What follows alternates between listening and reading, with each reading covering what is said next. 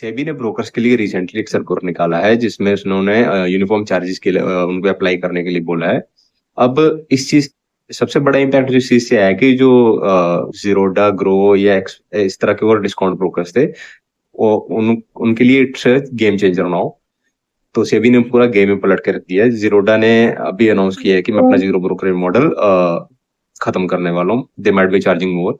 अब आगे बढ़ने से पहले सबसे पहले ये डिस्कस कर लेते हैं कि इसका इम्पैक्ट ऑनलाइन ब्रोकिंग फर्म्स पे क्या होगा, और दूसरा अगर ये चीज कोई आपके म्यूचुअल फंड पे कुछ इम्पैक्ट करेगी कि नहीं करेगी। तो इसका सिंपल आंसर है कि एमएफ सिप्स पे वो इम्पैक्ट नहीं करेगी। So relax. अब ये मूव जो आरबीआई की तरफ से आया है, सेबी की तरफ से आया है, वो ये है कि अभी इक्विटी डिलीवरी जो है फ्री है और इंटर और एफएनओ ट्रेड के चार्ज किए जाते हैं, जिसमें जैसे फॉर एग्जांपल जीरोडा चार्जेस 20 और ₹20 और 0.03% whichever is lower per executed order. अब सेबी ने ये बोला है कि आप यूनिफॉर्मली चार्ज करो for all brokers and volumes, which means वो ब्रोकर जो वॉल्यूम बेस्ड रेट्स चार्ज करते थे या फिर सेबी को पे करते थे will have to pay higher for their current volumes. This means कि उनके जो मार्जिन है वो नीचे जाएंगे थोड़े से।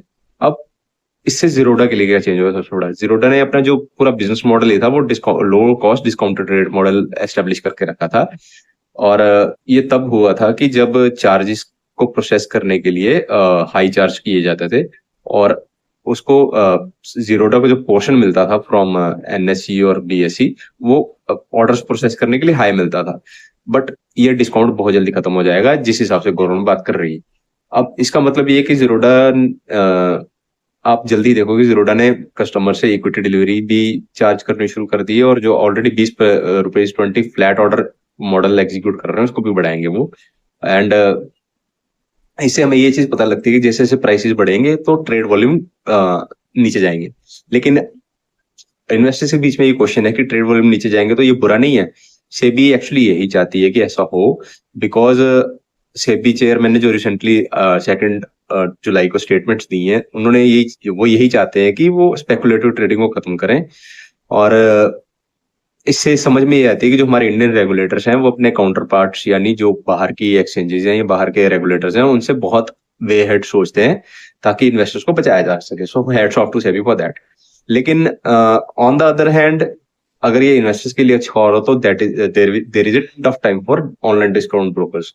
अब वो ये क्यों है, वो इसलिए कि प्राइस डिक्टेशन एक की लीवर था इनकी ग्रोथ में जो उनके हाथ से निकल रहा है। तो इसका मतलब ये है कि प्रोडक्ट और कस्टमर एक्सपीरियंस एक मेजर रोल प्ले करेगा इनकी ग्रोथ में। सो अभी इनके पास और काम करने को बहुत चीजें बची हैं।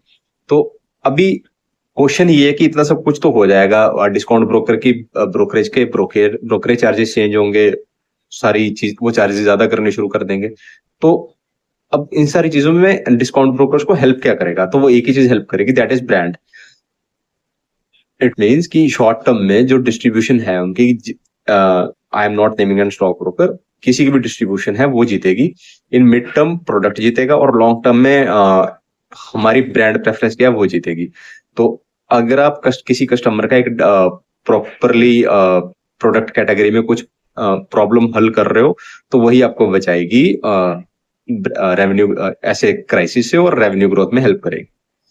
Stay tuned for more such videos. Like, subscribe और share कर दो। Thank you very much.